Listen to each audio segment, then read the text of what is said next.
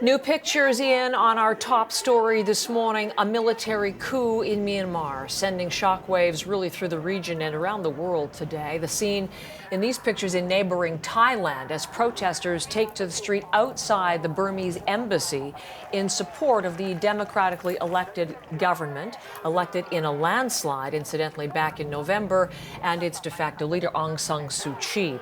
Freelance reporter Adam Bema has the latest on the coup.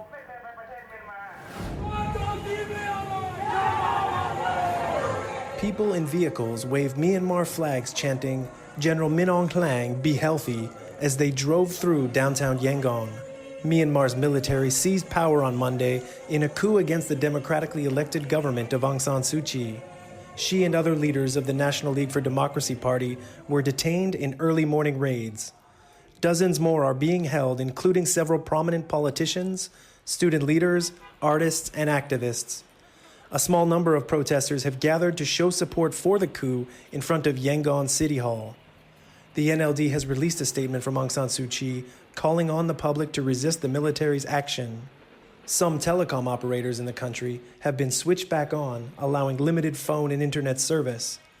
The National League for Democracy Party won a landslide in last year's election. It was the second free election to take place since the democratic transition began 10 years ago. But the military and its associated political parties declared the 2020 vote fraudulent. The military had demanded voter fraud to be addressed before the new parliamentary session began today in the capital. The US, EU, and Canada are among countries condemning the coup, ousting Myanmar's elected government. Adam Bema for CBC News in Yangon. We want to bring you much more perspective on what we're watching internationally. Bob Rae is Canada's ambassador to the United Nations, but you will remember in 2017 he was appointed by the government of Justin Trudeau as Canada's special envoy to Myanmar. He made several trips to the country and has extensive knowledge about the Rohingya situation and about the country. So, Ambassador Rae, you are the perfect person to whom to speak to this morning. Thank you for giving us time from New York. Thank you, Heather. Good to talk to you. Well, it's a big story here, and many people are pointing to sort of ominous warning signs that this was in the offing potentially. What is your reaction to the events now, generally in Myanmar? Well, in some ways, the plans were laid in 2008, which is when the Constitution was quote updated by the Army, and they said we're on a path to democracy. But I think it's always been unclear as to exactly what path the country was on as we've seen events unfold. And the Constitution basically gave the Army continuing control over many of the government ministries, as well as creating a situation where they could sort of come back and take control if they thought it was necessary in, quote, the national interest, quote. And I think this is what's happened. The Army lost badly in the last election. They had hoped to do much better. They have their own political parties that they use as sort of fronts in this situation. And so I think that this is their effort or their attempt to see if they can, take things back. And my own view is that's going to be very, very difficult because a lot of things have happened since 2008. There's been a lot of changes, a lot of other things have gone on. And I think the Army's going to have a challenging time, but the key question will be, what will China do, and what can the rest of us do to try to get things back onto a better path. But this is not, the irony, the supreme irony is that Aung San Suu Kyi's father, Aung San, was the founder of the Army. He's the founder of the Tatmadaw, and the Army's always played this critical role in the life of modern Burma and Myanmar. And I mean, based on that constitution, as you said, I mean, they still continue to hold the military 25% of seats in parliament and many key ministries and budgets and all sorts of things, as I understand it. Your report in terms of Myanmar makes that very, very clear. A couple of things that you said there, Ambassador Rae, that I'd like to ask specifically about. If you say the military is going to have difficulty, is that because of the degree of support that Aung San Suu Kyi enjoys at home. I mean, she certainly put out a statement saying that she doesn't want the public. She says that she's appealed not to accept this. But we've already seen video of cars, people who are pro-coup at this point. What is likely to be the reaction of people in Myanmar? That's what we don't know. I mean, is she popular? Yes, she is. And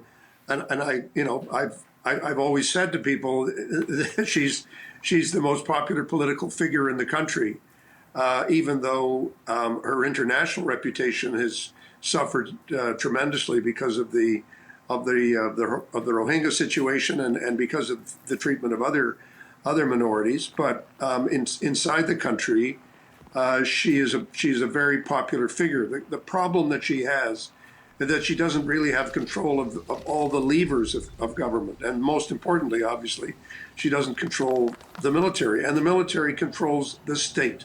The state in Myanmar is controlled by the military. And that's the key problem that we see. And that's the problem her party faces. But yes, there will be, I hope we can avoid bloodshed, but there certainly will be a reaction from people in the street. I would be very surprised if that was not the case. You have said in some of your social media posts since this happened that one of the things you said was the Tatmadaw must be held to account. So come back to that point that you made. What should the international community do at this point? Well, when you say the international community, we have to make some exception. I mean, obviously, there's Myanmar's neighbors, most important neighbor from a financial and military and economic point of view is China. China, miraculously canceled all flights starting on February 1st. So you kind of wonder, they must have known something, but only that time will tell. But we now have to face the fact that, we can, from our distance, do some things. Western countries can. The Biden administration has put out a very strong statement. But again, it's a question of levers and influence.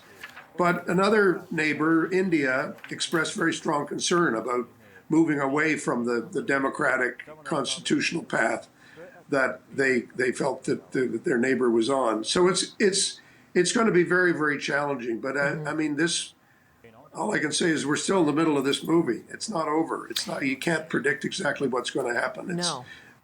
Many events can take place. Indeed, early hours. Where you are right now, though, at the United Nations, are you expecting any sort of official response? Well, Secretary General Guterres has issued a very strong denunciation. And the Brits are, in February, the Brits are in charge of the Security Council. So we can anticipate that they will try to get something on about Myanmar. Whether other countries will agree or not, we'll just have to see.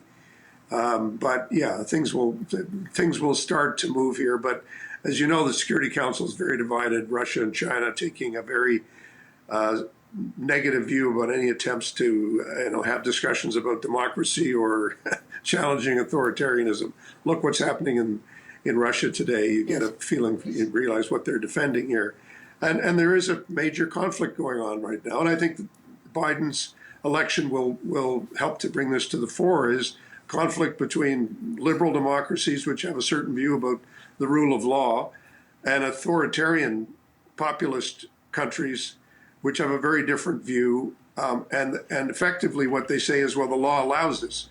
So you have, the rules of law in these countries where they use the law as a way of whacking people. And those of us who believe that the rule of law means no, it means protecting people's civil liberties. You mentioned many strong statements from a number of leaders in a number of countries. Canada has not put out a statement yet, Ambassador Rae, and I'm wondering, we've been waiting for one. I've been in contact certainly with Global Affairs, nothing yet. What should Canada do? Well, I suspect I can only say that I certainly haven't been held back in terms of what I've had to say. I know that sometimes late on a Sunday night it takes a little time to get things organized, but I hope there's a strong statement. I think obviously we're opposed to a coup. We're opposed to a military attempting to reassert their power or fortify their power. And we want to see steps taken to protect constitutional democracy and and the rule of law, which means protecting the civil liberties of everyone, including the Rohingya, including all those other minority groups that are facing such difficulty in their conflicts with the army and the government. A number of interesting comments I've been reading from Myanmar historians as to why they view this as being really significant. And they seem to be coming back to what they call a bit of a sinking feeling that no one will be able to control what comes next, that the country is back in the dark age. I mean, what is this going to mean for the democratic reform and the progress made to this point? How concerned are you about long term here? Oh, it's a very serious blow. I mean, armies don't give up power easily in a country like Myanmar. They see themselves as the guardians of the country.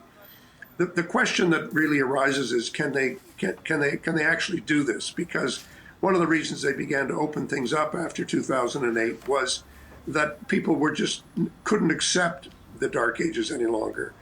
And I think we have to recognize that the one sort of hope that we have is that the democratic spark is actually very hard to put out once it's been lit. And I think it's important for people to remember that.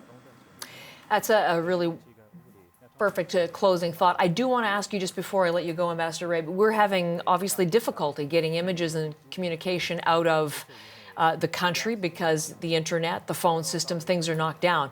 I'm just wondering, from the people whom you know or who you know personally and contacts you've had through your ongoing work in Myanmar, are you getting any information from them directly as to what they're seeing and experiencing right now? Well, I think there's a lot of concern. I mean, I can't reveal all my sources, but there's a lot of concern from people about their own safety. From all accounts and all reports, about several dozens of people have been arrested. We don't know exactly where they're being held or how they're being held. But as I said, I think it would be a mistake for anybody, and particularly in the Army side of things, to think that you can just snuff this out and nobody will notice. It's not like that. Ambassador Bob Rae from New York, we really appreciate your knowledge and expertise in this issue. Thank you very much for the time. Thank you. Good to talk to you. You too.